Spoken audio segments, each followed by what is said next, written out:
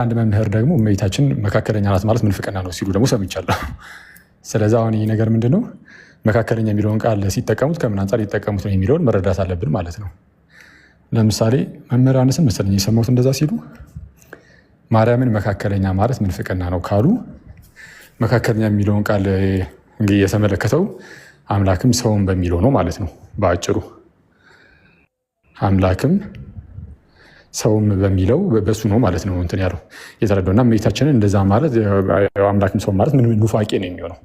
ከዛ አንጻር እያየን መካከለኛ ካላት ምንፍቅና ነው።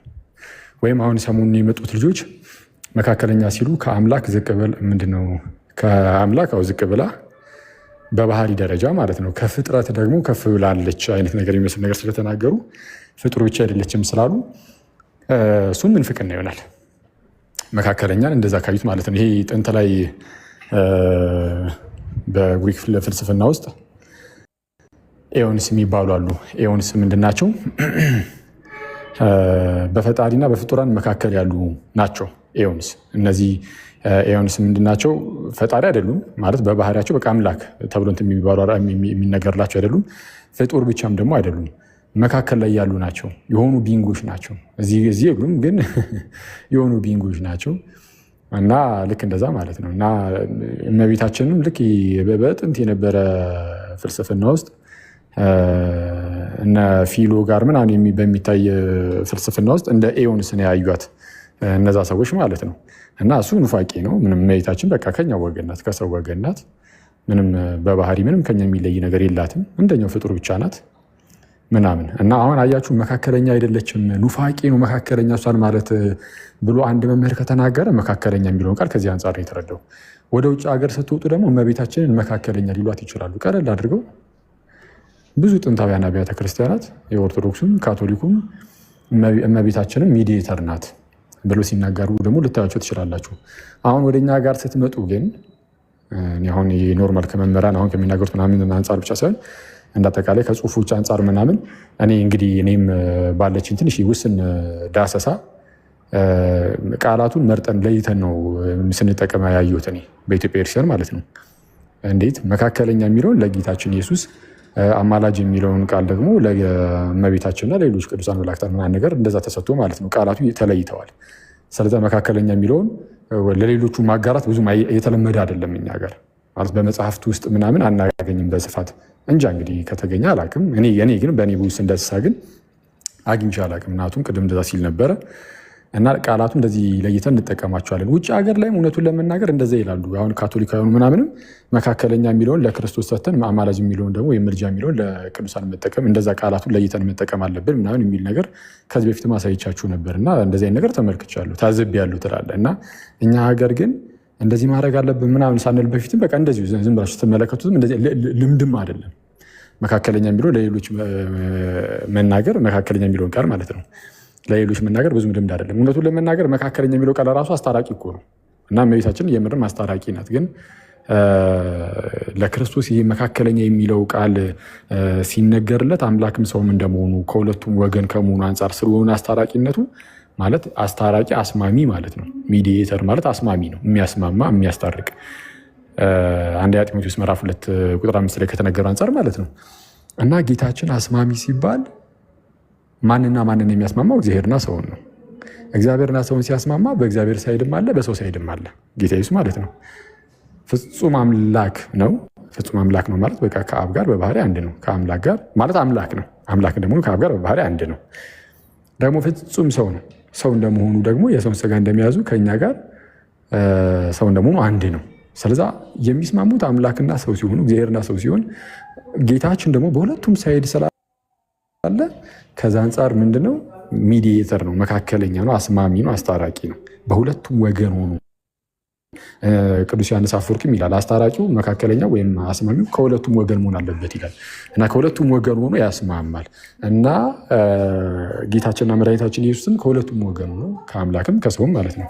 ከአምላክ ወገን ነው ስንል ከአብ ጋር በባህሪ አንድ ነው፣ ኮንሰብስታንሻል ነው እያልን ነው።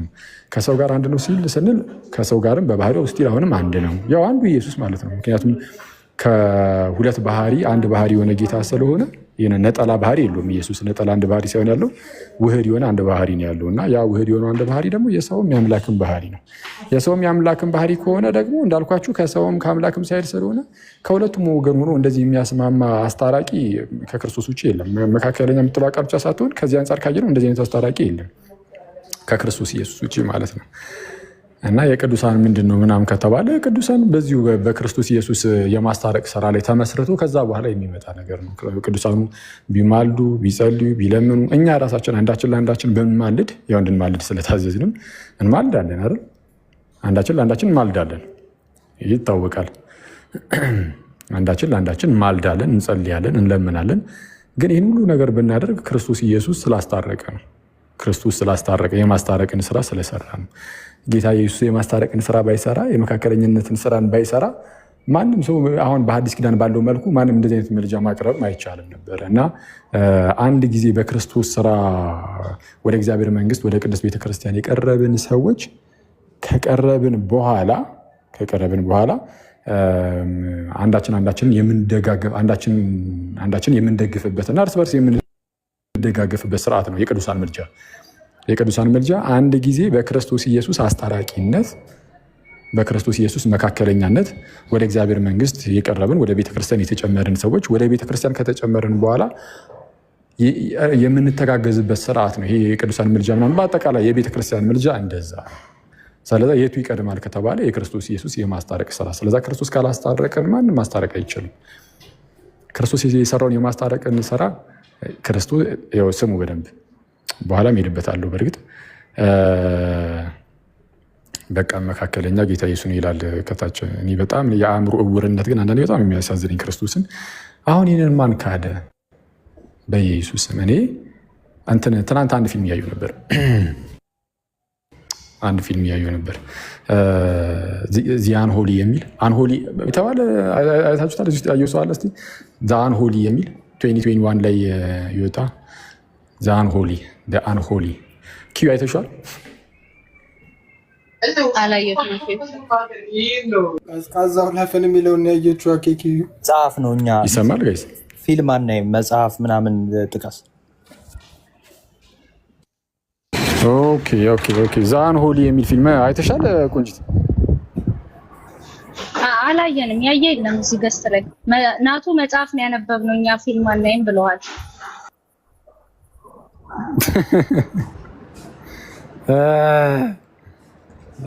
አንተ መጽሐፍ ነው የምናነበው ይላል።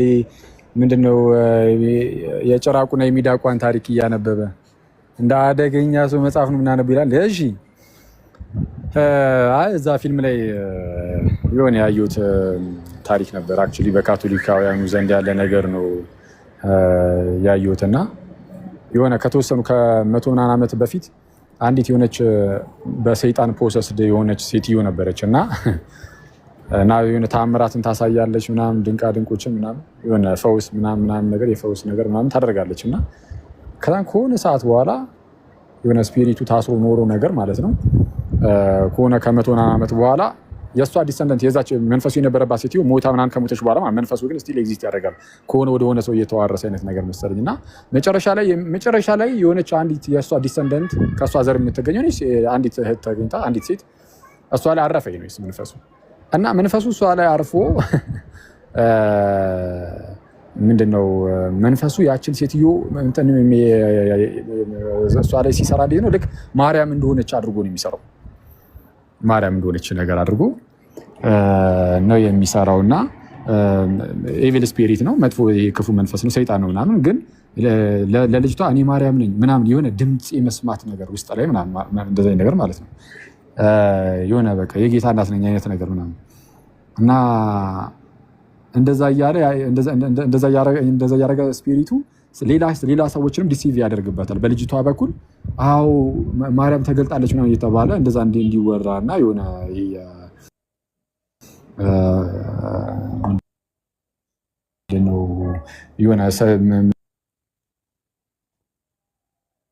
መንፈሱ ሰዎችን በጣም ለመያዝ ይሞክራል ማለት ነው እና በኋላ ላይ የሚስተጸልዩ ምናምን ነገር ያው በራሳቸው በካቶሊኮቹ ትላል እንግዲህ የካቶሊኩን ዲሲ እያደረገን እንዳይመስል እንደዛ ነገር ሲጋለጥ አይቼ ነበር። እና አንዳንዴ ሙሉ በሙሉ አሁን ልጅ በቃ ታውራለች፣ በዛ በመንፈሱ ታውራ ነበረ። እና አሁንም አንድ የሆነ ፕሮቴስታንት አይቼ በጣም ስለተመሳሰለብኝ ነው። አንዳንዴ የሆነ በቃ የሆነ ስፒሪት ይገባባል፣ ያውራሃል፣ ከዛ ላይ እየተነገረ ማሰማም ኢየሱስ ክርስቶስ መካከለኛ ነው፣ ጌታ ኢየሱስ በቃ መካከለኛ ነው ይላል። አስቡት፣ አረ ክርስቶስ ብቻ ነው መካከለኛ የሚል ትምህርት እያስተማርን መጥቶ እንደዚህ አይነት ነገር ሲነገር ማለት ነው። እና የሆነ አንዳንዴ አስቸጋሪ ነው የመናፍስት አሰራር፣ በጣም እውር ነው የሚያደርግ፣ እውር በቃ ሊትራሊ እውር ማለት ነው። ስፒሪቹዋል እውርነት በጣም አስቸጋሪ ነው። ብላይንድነሱ ስፒሪቹዋል የሆነ መንፈሳዊ የሆነ ብላይንድነስ በጣም አስቸጋሪ ነው። በጣም ወደ ሞት ቀጥታ የሚያስገባ ስለሆነ ማለት ነው።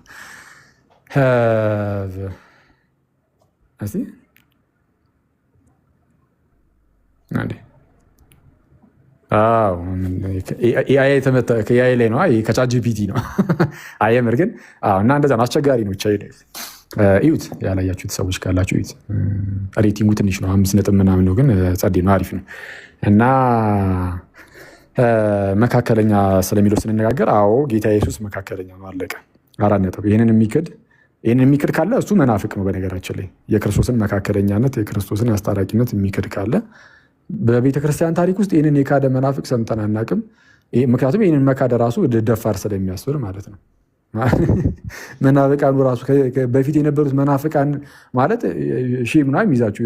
ይህንን መካድ ሼም ስለሆነ እርግጥ ሌላ ክደቶቻቸውን በጣም ፍረትን የሚያጎናጽፍ ነው። ግን ይህንን መካድ በጣም በቃ ማለት ትልቅ ውርደት ነው።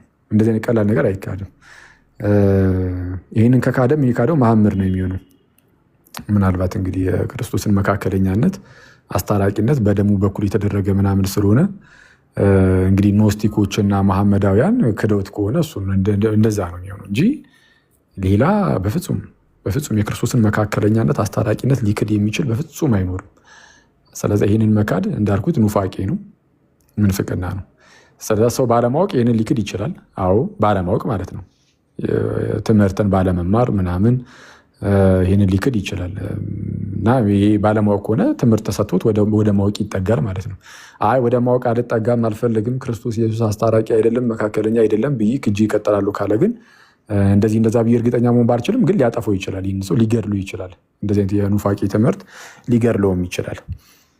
ሊገድሉ ይችላል ብዬ የተናገሩት ለምንድን ነው ማለት ይገድሏል ብዬ በደፈን ያልተናገሩት ማለት ነው። ምናልባት ቃሉን ብቻ ሳልጠቀም በቃ ግን ሀሳቡን እቀበላለሁ ምናምን የሚል ነገር ውስጥ ከገባ እንግዲህ ጭንቀቱን አይቶ እግዚአብሔር ምን እንደሚያደርግለት ስለማላቅ የእግዚአብሔር ፍርድ ውስጥ ስለማልገባ ብዬ ነው እንጂ ይህንን መካድ ያው ኑፋቄ ነው፣ ኑፋቄ ያጠፋል ብዬ መዝጋት ይቻላል። ስለዛ ኢየሱስ ክርስቶስ ጌታ ኢየሱስ ክርስቶስ እርሱ አስታራቂ ነው፣ መካከለኛ ነው። እሱን አስታራቂ መካከለኛ ስንል ልክ እንደ ክርስቶስ ያለ አስታራቂ መካከለኛ የለም ማንም። እመቤታችንም ቅዱሳንም ልክ እንደ ክርስቶስ ያሉ መካከለኛ ናቸው፣ ልክ እንደ ክርስቶስ ያሉ አስታራቂ ናቸው ተብሎ አይነገርም። ይህም ኑፋቄ ነው። ስለዛ ክርስቶስ ኢየሱስ አስታራቂ ነው ሲባል ብቻውን አስታራቂ ተብሎ የሚጠራበት ሁኔታ አለ። ምክንያቱም በደም የተደረገ አስታራቂነት ነው፣ ሰው ሆኖ የተደረገ አስታራቂነት ነው፣ መካከለኛነት ነው። እና ከዚህ አንጻር ክርስቶስ ብቻውን አስታራቂ ተብሎ ሊጠራ ይችላል፣ ብቻውን መካከለኛ ተብሎ ሊጠራ ይችላል። የቅዱሳኑ ግን ቅድም እንዳልኩት ነው እና ሁለቱ በጣም መለየት አለባቸው። ማወቅ ያለብን እርሱ ነው እና መካከለኛ፣ አስማሚ፣ አስታራቂ፣ አስማሚ፣ አስታራቂ። እውነተኛ አስማሚያችን እውነተኛ አስታራቂያችን ክርስቶስ ኢየሱስ ነው። ከዛ ይህንን የክርስቶስን የማስታረቅን ስራ ደግሞ ሰዎች እንዲያገኙ መምህራን ተላኩ። የማስታረቅን አገልግሎት በእኛ ላይ አኖረ የሌለ ጳውሎስም በሁለተኛ ቆሮንቶስ መልእክቱ ምዕራፍ 5 ላይ እሱን ምንድነው ሐዋርያቱ ይሰብካሉ ማለት ነው። እየሰበኩ ታረቁ ብለን ከእግዚአብሔር ጋር ታረቁ ብለን እንለምናለን ስለሚል እንማልዳለን ስለሚል ስለዛ ታረቁ እያሉ መምህራኑ ሐዋርያቱ ይሰብካሉ። ከዛ ሰዎች ደግሞ በክርስቶስ ስራ ይታረቃሉ። እና እንደዛ ነው። እና የቅዱሳን ሲሆን ግን እንዳልኩት ነው። ከዚህ በኋላ ሰዎች በክርስቶስ ስራ ከታረቁ በኋላ ከእግዚአብሔር ጋር ከዛን አንዳቸው ለአንዳቸው ይጸልያሉ፣ ይማልዳሉ፣ ይለምናሉ። ይህ ግልጽ ነው አይደለ? እኔ በስመ አኬ አንተ ገብቷል የሚል እኔ በይስ እስቲ ይህንን የካደ እስቲ አምጡልን። እሺ ማለት እነዚህ የስንዱን ተከታዮች ተዋቸው። የስንዱ ተከታዮች የሰሙን ውርውር የሚሉ ልጆችን እነሱን ተዋቸው። እነሱ ኦርቶዶክስ ለመሆናቸው ምንም ማረጋገጫ ስለሌለ ሁሉም ደግሞ ኦርቶዶክስ በአንድነት ስለሆነ የተቃወማቸውም እነሱን ተዋቸውና የስንዱ ተከታይ ናቸው ብዬ ነው እያሰብክ ያለሁት። የርትዕት ሃይማኖት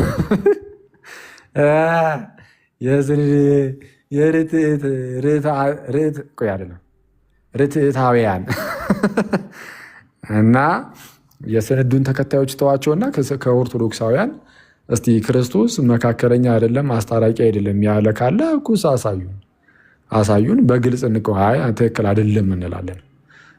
ምክንያቱም የእሑድ ውዳሴ ማርያም ላይ ሳይቀር ለሐዲስ ኪዳንም አስታራቂ ሆነ ነው የሚለው። በቃ አለቀ። ይሄ የሚያስደነግጠው ክርስቲያን ካለ አልተማርክም ብሎ አልተማርም ማለት ነው። መማር ነው የሚያስፈልገው። እና ያ ይህንን የሚክድ እኔ አይቼ አላውቅም። እና የርትዕት ስንዱ ተከታይ ርትዕት ስንዱ በሉት። እሺ ርትዕት ምንድን ነው? ትክክለኛነት ምናምን የሚያሳይ ቃል ስለሆነ ርትዕት ብላችሁ ስንዱ እየጨመርንበት ይሻላል ትላለህ። የርትዕት ስንዱ ተከታዮች ካልሆኑ በስተቀር የክርስቶስን መካከለኛነት አስታራቂነት የሚክድ ኦርቶዶክስ የለም። እናንተ ሰዎች ያው የቅዱሳን ይለያሉ፣ እሱን ማወቅ አለብን መረዳት አለብን ትላለን። የክርስቶስ ሲሆን ይለያሉ። ልጆቹን በፍቅር መያዝ አይሻልም? ሙያኪ በፍቅር መያዝ ይሻላል፣ ግን ማለት እነዛ የስንዱን ተከታዮች ከሆነ ማለት ነው። በፍቅር መያዝ ጥሩ ነው፣ ግን የሆነ እንዴት ነው? በምን ፊት ነው ራስን አታዋርድ የሚለው ሲራቅ በምን አይነት ሰው ፊት ነው?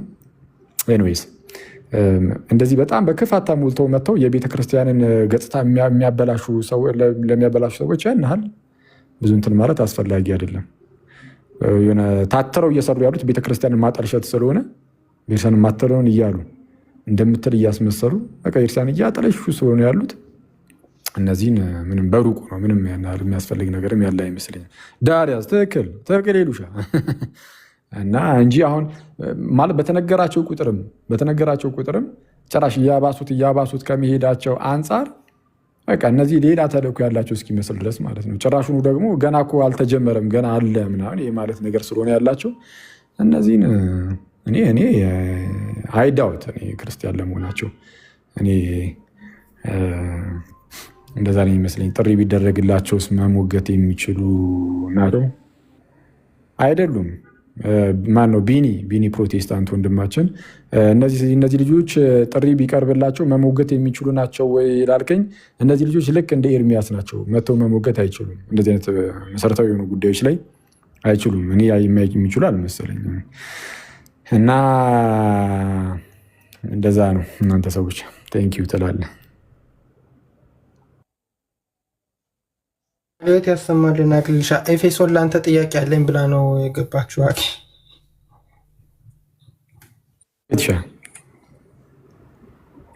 ለእናንተ ይሁን። እንዴት ናችሁ? ሌል ሰላም አንተ ለእኔ ይመስገን አምላክ። አሜን። ለሁላችን ለአንቺም አሜን። በሰሞ ሲወራ ሰምቼ ነው እና ምናልባት እኔ እንደዛ ንግግር ትናገራለህ ብዬ አላምንም፣ ግን ልታጠራው ስለፈለግኩ ነው። በዛውም ልቀዳህ ነው ፈቃደኛ ከሆንክ ማለት ነው። እና መፖስት ስላለብኝ ነው። ግን እንደዛ ተናግረው ግን መረጃ ስጠይቃቸው እስካሁን ድረስ መረጃው አልሰጡኝም። ኢየሱስ ያው በመጀመሪያ ዮሐንስ ሲናገር በመጀመሪያ ቃል ነበር፣ ቃልም በእግዚአብሔር ዘንድ ነበር ብሎ ሲያብራራ ቃል እግዚአብሔር ብሎታል። ፈጣሪነቱን አብራርቷል። ሁሉ ነገር በእርሱ ሆኗል ብሏል። እና አንተ ቃል ፍጡር ነው ብለሃል ወይ ፍጡር ነው ብለዋል። ግን እኔ መረጃ ስጠይቃቸው መረጃውን ሼር እናደርሻለን ብለው የነበረ በውስጥ ሼር አላረጉኝም። ስጠብቃቸው ነበር። በውስጥ ማውርቻቸዋለሁ እንትን አልሰራም ብሎኝ ነው ምናምን ብቻ ምክንያት ደርድረውልኛል። ሜይ ቢ አንተ እንደዛት ነገር ተናግረሃለሁ እምነት ምንድን ነው የሚለውን ነገር እንድታብራራልኝ ብቻ ነው። እንትን ካለ ትንሽ አብራራልኝ እሱ ላይ ይቅርታ። የእምነት ቃሌን ስጠን ነው የምትይኝ? አይ ሼር ካላደረጉልሽ በቃ ሼር ከሌለ ሸር ነው ማለት ነው።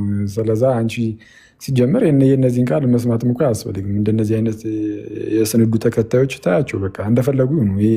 የተረሳ ነገር እንደ አዲስ አሁን ቲክቶክ ላይ በይዜ ማለት ነው እነዚህ የስንዱ ተከታዮች ምናምን የሚመስሉ ሰዎች እንደ አዲስ እንትን እንዲሉ መፍቀድ ያለብን አይመስለኝም። በቃ ራሳቸው የሚያወሩም ከሆነ ሰው የሚሰማቸውም ከሆነ አያገባን፣ እንደፈለጉ ይሁኑ። እኛ ዝም ብለን የራሳችን ትምህርታቸው ላይ ነው መቀጠል። ለዛ ነው እንጂ አሁን እኮ ጸጥ እምራቸውም እኮ ለዛ ነው እንጂ ይነገረኛል እኮ ብዙ ሲያወሩ እንደሚውሉ ምናምን በእያንዳንዱ ጉዳዮች ላይ ስለ ክርስቶስ መካከለኛነት ሲነሳም እንደሚጮሁ ምንድነው ጌታ ኢየሱስ ሰው ሲሆን ያንን የተፈጠረ ስጋን የራሱ እንዳደረገ እና ያ ስጋ ደግሞ የተፈጠረ መሆንነቱ እንዳልቀረ ምናምን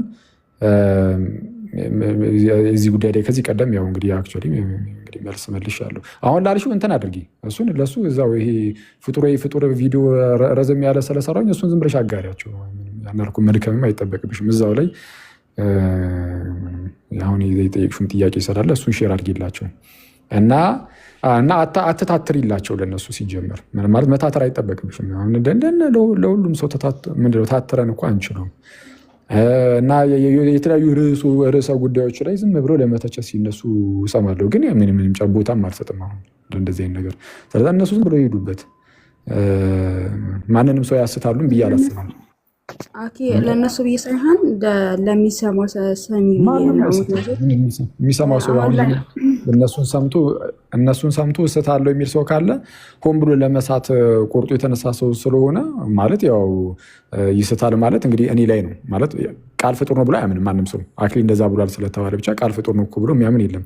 ቢያምን ወይም ሳተ ከተባለ የሚሰው ምንድነው እኔ ላይ ነው የሚሆነው ማለት ያው በቃ አክሊል እንደዚህ ነው የሚያስተምሩ ብሎ ሊያስቡ ይችላል። ያስቡ እነዚህ በቃ ቆርጠው አክሊል ስቷል የሚለውን ለማመን በቃ ቆርጦ የተነሱ ስለሆነ የሚሆኑት እንደነዚህ አይነት ሰዎች ይመኑ እንዴ። ግዴታ ከሁሉም ሰው እኮ ሊሰማል ሊቀበለን አይገባም። እነዚህ ሆን ብለው እንትን ለማለት ሰውን ተሳስቷል ለማለት ቆርጦ የተነሱ ከሆኑ በቃ ይሁኑ። ያን ያህል ለእነዚህ መድከም አያስፈልግም። ዝም ብዬ በቃ አንቺ ደስ እንዲልሽ ግን ዝም ብዬ ለአንቺ ስል እንጂ ለማንም ስል አይደለም። ጌታ በሚያውቀው ምንም አንቺ እንግዲህ ከጠየቅሽ አይቀርት ያለሽ በቃ ቃል ጭራሽ በመጀመሪያ ቃል ነበረ የሚለውን ተጠቅሶ አሁን ቃል ፍጡር ነው ሲባል በመጀመሪያ ቃል ነበረ ተብሎ እየተነገረ በመጀመሪያ ቃል ፍጡር ነው የሚለው ቃል ሲጀመር ማለት በጣም የተጣረሰ ነው፣ ክላሽ ያደርጋል። በመጀመሪያ ቃል ነበረ የሚለው ቃል በጣም ትልቅ ትርጉም አለው። ልክ በቁጥር 3 እንዳብራራ ነው ማለት ነው። በቁጥር 3 እንደምናብራራው ሁሉ በእርሱ ሆነ፣ ሁሉ በቃል ሆነ ሲባል ለምሳሌ ሁሉ በቃል ሆነ ማለት ሁሉ በእርሱ ሆነ የምትለው ቃል አስቀድሞ ያልነበረ ነገር ወደ መሆን ሲመጣ ማለት ነው አይደል? ሁሉ በእርሱ ሆነ ማለት ፓንተሪያውቶ ኤጌኔቶ ማለት ኤጌኔቶ የሚለው ካለመኖር ወደ መኖር የሆነ ነገር ሲመጣ ማለት ነው። የሆነ ፍሮም ነን ኤግዚስተንስ ወደ ኤግዚስተንስ ሲመጣ ኤግዚስት ማድረግ ሲጀምር። ስለዚህ አስቀድሞ ያልነበረ በህልውና ያልነበረ ነገር ወደ ህልውና ሲመጣ ማለት ነው። አሁን እዚህ ጋር ባለው አውድ መሰረት ሁሉ በእርሱ ሆነ፣ ከሆነውም አንዳች እንኳን ያለ እርሱ የሆነ የለም ሲባል ሁሉ በእርሱ ተፈጠረ ወይም ሁሉ በእርሱ ካለመኖር ወደ መኖር መጣ። ሁሉ በእርሱ ካለመኖር ወደ መኖር መጣ እንደማለት ነው። ሆነ የምትለው ቃል እንደዛ ነው። እሱን የምታመለክተው አስቡት። የተፈጠረው ሁሉ በእርሱ ከተፈጠረ በቃል ማለት ነው። ቃል ራሱ ፍጡር ከሆነ የተፈጠረው ሁሉ ደግሞ በእርሱ ከተፈጠረና ዊዛውት ኤክሰፕሽን ማለት ነው። ከተፈጠረውም አንዳች እንኳን ያለ እርሱ የተፈጠረ የለም ስለሚል ወይም ከሆነውም አንዳች እንኳን ያለ እርሱ የሆነ ምንም የለም ስለሚል ቃልም ደግሞ ፍጡር ሆኖ እዚህ ውስጥ የሚካተት ከሆነ ራሱን በራሱ ፈጠረ ያስብላል። እና ይሄ ደግሞ አብሰርድ ነው።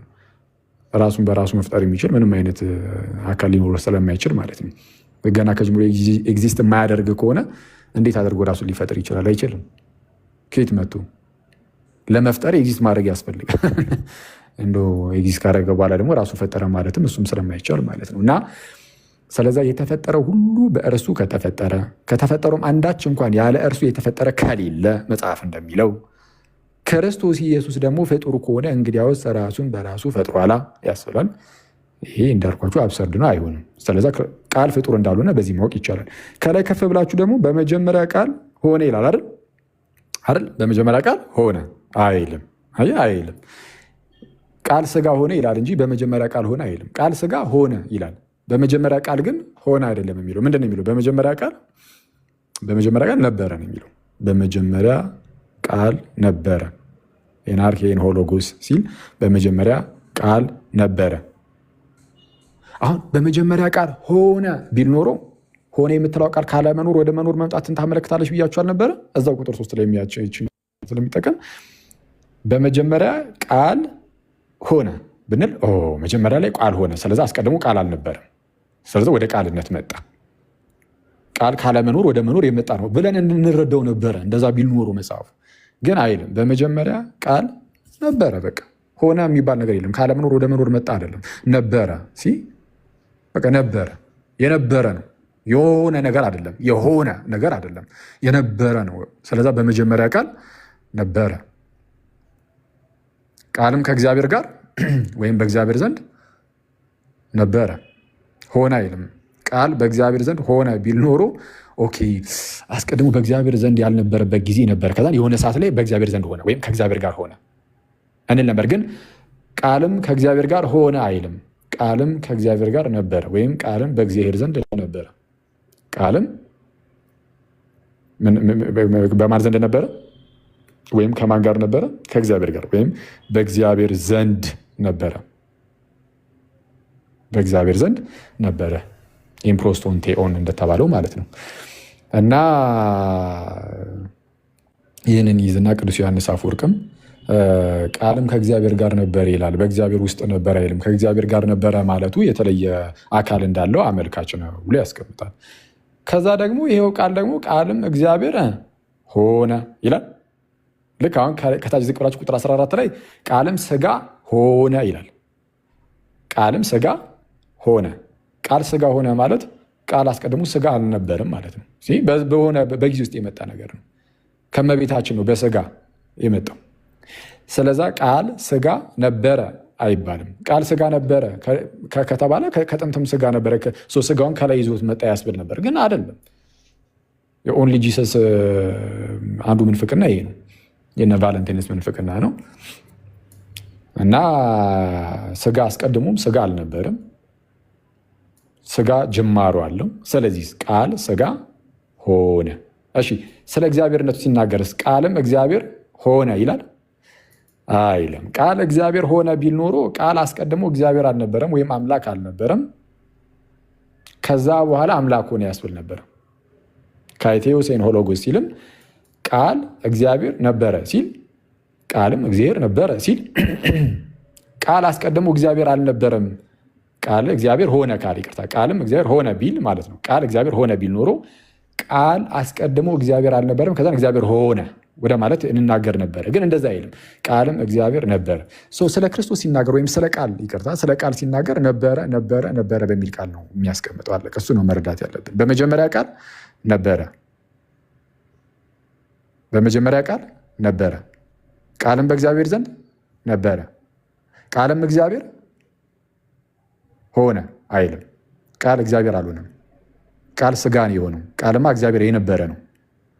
ከዘላለሙም እግዚአብሔር ነበር፣ አምላክ ነበረ። ስለዛ ቃል ፍጡር አይደለም። እንዴት ፍጡር ይባላልስ? ይህ ይታወቃል። ስለዛ ይሄ ፍጡር ያልሆነው ይህ ፍጡር የሆነው ቃል ግን ፍጡር የሆነ ስጋን ግን ለራሱ አደረገ። ሲጀመር ስለ ቃል አምላክነት ከላይ ጀምሮ ዝም ብላችሁ ዮሐንስ ወንጌል ዝም ብላችሁ አሁን እስከ ቁጥር 3 ዝም ብለን አየ ነው እንጂ በቃ ቁጥር 4 5 6 7 8 እያላችሁ ስትሄዱ ስለ አምላክነቱ በስፋት ነው የተነገረው አይደል? ዝም ብላችሁ ይውቃ ቃል በቃል አንብብላችሁ አንዴ ዮሐንስ ወንጌል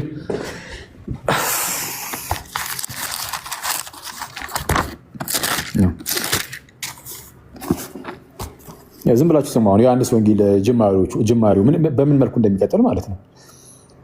በመጀመሪያ ቃል ነበረ፣ ቃልም በእግዚአብሔር ዘንድ ነበረ፣ ቃልም እግዚአብሔር ነበረ።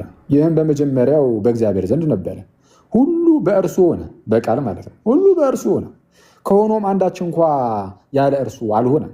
ያለ ቃል አንዳች ከሆኖም እንኳን የተፈጠረ ነገር ከሆነ በቃ ከተፈጠረ ውስጥ አንዳች እንኳን ያለ እርሱ የሆነ ምንም የለም። የተፈጠረ ነገር ሁሉ የተፈጠረው እግዚአብሔር ሲፈጥር በልጁ ነው፣ በቃሉ ነው። እሺ ቀጠላ ቁጥር 4 ላይ በእርሱ ሕይወት ነበረች፣ በቃል ሕይወት ነበረች። አካላዊ ነው። በእርሱ ሕይወት ነበረች፣ ሕይወትም የሰው ብርሃን ነበረች። ብርሃንም በጨለማ ይበራል፣ ጨለማም አላሸነፈው ይልና ስለ ዮሐንስ መናገር ይጀምራል። ስለ መጥምቁ ዮሐንስ ከእግዚአብሔር የተላከ ስሙ ዮሐንስ የሚባል አንድ ሰው ነበረ። ሁሉ በእርሱ በኩል እንዲያምኑ ይህ ስለ ብርሃን ይመሰክር ዘንድ ለምስክር መጣ። ስለ ብርሃን ሊመሰክር መጣ እንጂ እርሱ ብርሃን አልነበረም። መጥምቁ ዮሐንስ እርሱ ራሱ ብርሃን አልነበረም። ስለ ብርሃን ግን ሊመሰክር መጣ። የጌታን መንገድ አጥሩ ተብሎ የተላከ አቅሚ ተብሎ የተላከ የጌታ መንገድ ጠራጊ ሆኖ የተላከ እንደመሆኑ ስለዚህ ስለ ጌታ ስለ ብርሃኑ ሊመሰክር መጣ። እርሱ ራሱ ግን ብርሃን አልነበረም ነው። እሺ ስለ ብርሃን ሊመሰክር መጣ እንጂ እርሱ ብርሃን አልነበረም። ኦኬ ለሰው ሁሉ የሚያበራው እውነተኛው ብርሃን ግን ወደ ዓለም ይመጣ ነበረ። እሺ በዓለም ነበረ፣ በዓለም ነበረ፣ ምንም ስጋ ሳይሆንም በፊት በዓለም ነበረ፣ ዓለሙም በእርሱ ሆነ። በዓለም ነበር አለ። አሁን ዮሐንስ የመሰከረለት ይህ ብርሃን ወደ ዓለም የመጣው ይህ ብርሃን እርሱ በዓለም ነበረ፣ አሁን ደግሞ ወደ ዓለም መጣ።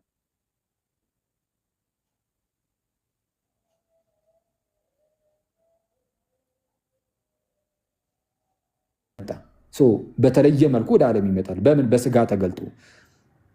ዓለሙም ደግሞ በእርሱ ሆነ ይላል። ዓለሙም በእርሱ ሆነ፣ ዓለሙም ግን አላወቀውም። የእርሱ ወደ ሆነው መጣ፣ የገዛ ወገኖቹም አልተቀበሉትም። ይሄ አሁን እኔ እስላሞች እንዴት ይሄን እንደሚክዱ ግራ ነው የሚገባኝ። ክርስቶስን በስመ አብ ክርስቶስ ኢየሱስ በመጽሐፍ ቅዱስ አምላክ አይደለም ብለው እኮ ይከራከራሉ። እኔ ተዋቸው ማለት በእምነታቸው ኢየሱስ አምላክ አይደለም ብለው ሊሰቡ ይችላሉ።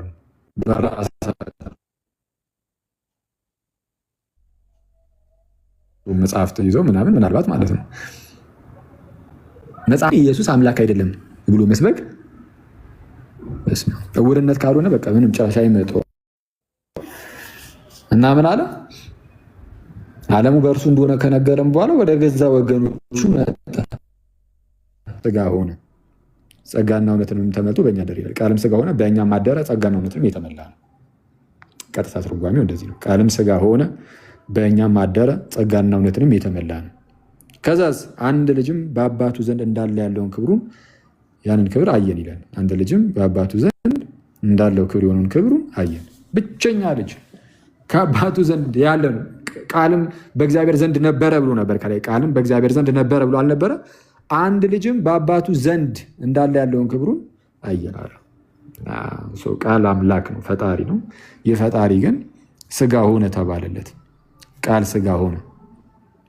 ሥጋ ደግሞ ከእመቤታችን የነሳው ስለሆነ የእመቤታችን ፍጡር ሥጋ ስለሆነ ሌላ አይነት ሥጋ ኬትም ስለማይመጣ ፍጡር ሆነን ሥጋ የራሱ አደረገ ነው የሚባለው። አሁን ይህንን ርዕስ ምናምን እዚህ ርዕስ ውስጥ ገብቶ የሚያውቁ ልጆች ሲኖሩ ከአሁን በኋላ ማንም ሰው እንዳይጠይቀኝ ስትፈልጉ፣ አሁን ዛሬ ለቤቲ መልሻለሁ። በቤቲ በኩል ለሌሎቻችሁም ስትፈልጉ እዛው ፍጡር የሚል ቪዲዮ ስላለ የተቀመጠ እሱን ገብታችሁ አንበቡ። የመልሰን መላልሰን ዝም ብሎ ይሄ ወደኋላ የሚያስቀር የጉንጫ አልፋ ክርክር ውስጥ አንገባም እንደሚታወቀው እና ስለዛ ሌላ ነገር ላይ ትኩረት ማድረግ ነው ትምህርት ላይ ምናምን እንጂ ዝም ብሎ መጨቃጨቅ አስፈላጊ አይደለም። እና ደግሞ እንዳልኩት ነው ይህ ለስንዱ ተከታዮች ብዙ ያን ያህል እንደዚህ ታትሮ መልስ መስጠት አያስፈልግም። የስንዱ ተከታይ ያልኩት ዝም ብሎ የኦርቶዶክስን እምነት በተደጋጋሚ የሚቃወሙትን ብቻ ነው፣ ሁሉንም ማለት አይደለም።